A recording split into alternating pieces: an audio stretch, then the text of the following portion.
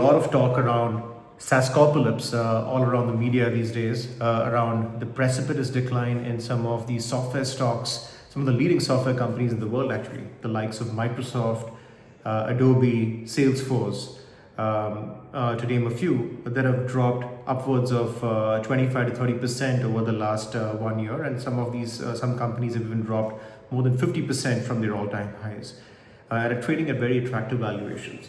So the worry that the street has is existential risk.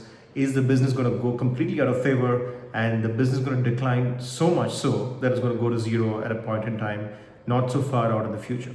Now, that's a question that we all need to think very carefully about, because if a stock is going to go down to zero, there's no reason why you should be investing in it. And there is all investments are a present value of future cash flows, and the future cash flows are going to be zero. The investment is best avoided. But there's a lot of fear around this sentiment, and we need to kind of like unpeel the onion and think about really where the risks lie. So just to understand this a little better, I'm going to dive into three companies. First being Microsoft, the second one about Salesforce. I don't know much about Salesforce, but I'm still going to talk a little bit at a higher level of it. And then the third one being Adobe, which is a company that I'm closely evaluating. And just trying to understand if all of this fear is grounded in reality or not. Let's start with Microsoft. Microsoft is possibly a company that has got a moat around many of the businesses that it operates in. It's got the 360 suite of businesses, which is growing at it's a $120 billion business. The Office 365 business, LinkedIn and other subscriptions that they have clubbed in there in the productivity suite is about $100 to $120 billion, growing at about 12 to 15% annually, which is a solid growth rate. Then you have the Azure business, which is again much bigger, growing at a more impressive growth of about 35%. Now, the worry that the street has is that Copilot is not as useful or as productive as potentially other AI agents are, and there's going to be a day of reckoning that's going to come very soon, and customers are going to switch very easily over to the alternative product, be it from Anthropic, be it from OpenAI, I don't know what. But the piece that people are forgetting is the enterprise lock-in. Most customers today, most of the business for Microsoft today comes from enterprise customers. The period of negotiating contracts, changing even a small detail in a contract can go up to several months, if not a year. And these contracts are not deprecated and thrown away so easily. So to say that one aspect, one product or one feature in a product suite that a company has and has agreements for in terms of long-term contracts is going to be the deciding factor for a contract being terminated is a pretty far stretch and a pretty far cry, because many of these enterprise customers who have 365 also have Azure. And it's a bundled offering. So all of this is enterprise pricing, and Amazon and Microsoft has been thriving on this over the last 5 decades, and they do it better than most of the companies. So certainly the one product in kind of influencing the fate of a multi-trillion-dollar company is an exaggeration, and it's an overreach. And I think the stock is trading at fair valuations. Do your own research on this. But I think it's something that is very, very attractive. Second example is Salesforce. It's been clobbered by about 25-30%. Again, Salesforce has an enterprise ERP offering. It's got Tableau, it's got Slack, it's got a bunch of offerings which are very logged in with the enterprise customer.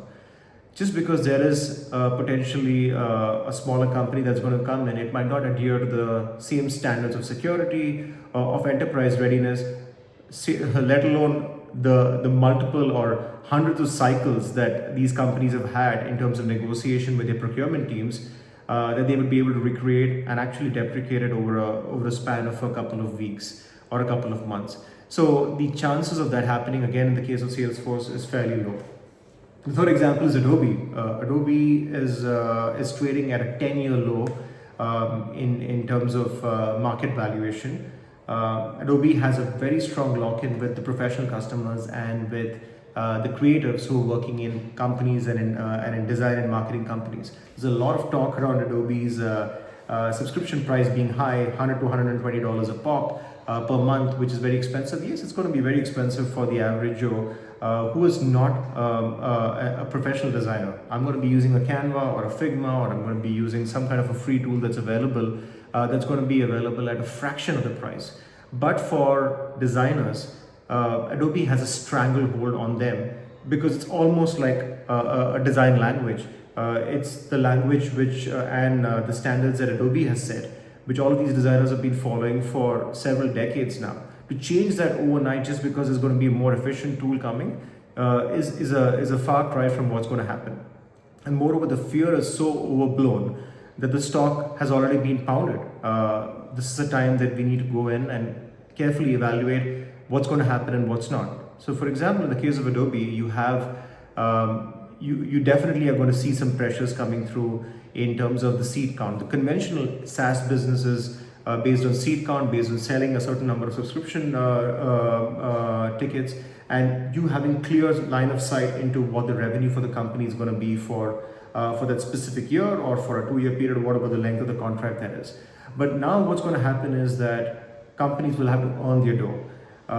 The seat count is going to come down dramatically. If a design firm had 100 licenses within a company, that 100 licenses are going to come down to 50 or 20. I don't know what the number is going to be.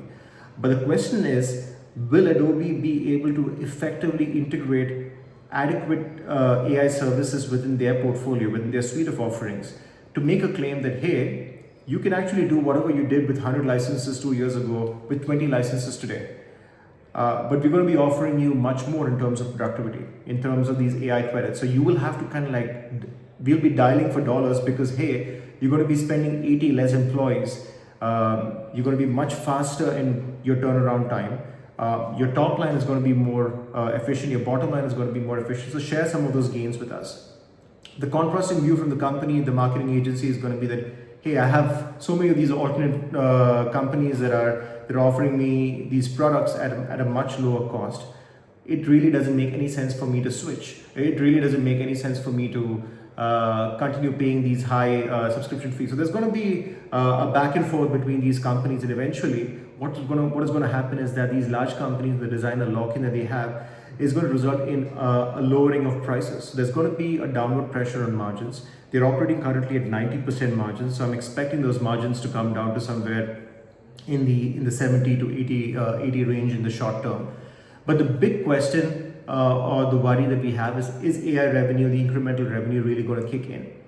The other aspect from a valuation standpoint that all investors need to look at is the buyback program that some of these companies have. For example, Adobe has been buying back upwards of $10 billion over the last 2 years in shares. So you as an existing owner of the company is going to have a much higher percentage of profits compared to any other company which is not doing a buyback. And they're doing a buyback at a very reasonable valuation.